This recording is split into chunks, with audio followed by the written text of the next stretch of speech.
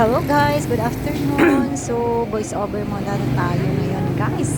Nandito po ako sa Lunita Park sa Surigao City at nakikita ko po ngayon guys ang mga floats guys na nananalo sa kanilang pag-celebrate ng Charter Day.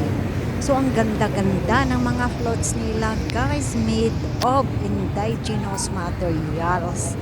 So, ayan, makikita nyo po kung ano ang ginagawa o nila na mga materialis guys sa kanilang floats.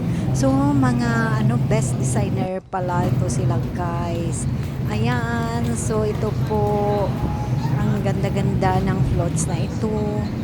At may makikita din tayo na mga floats na nakagagandahan dito guys. So, ayan, may galing sa mga papel, sa mga guys, sa mga used materials na at inaano po nila. So, ito po sa ngayon ang kaganapan dito. At ang Surigao City guys ay ka-celebrate po nila sa Charter Day noong August 31.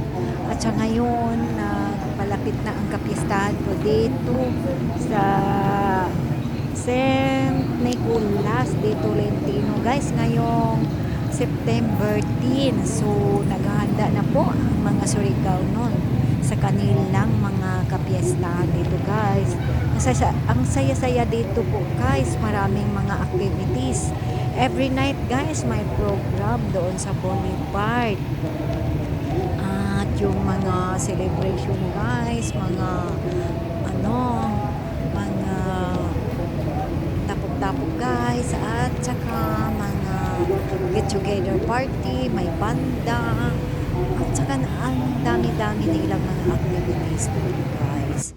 So ito na po ang nangyari, ang kaganapan dito, ang update sa Surigao City. Thank you for watching my video. God bless.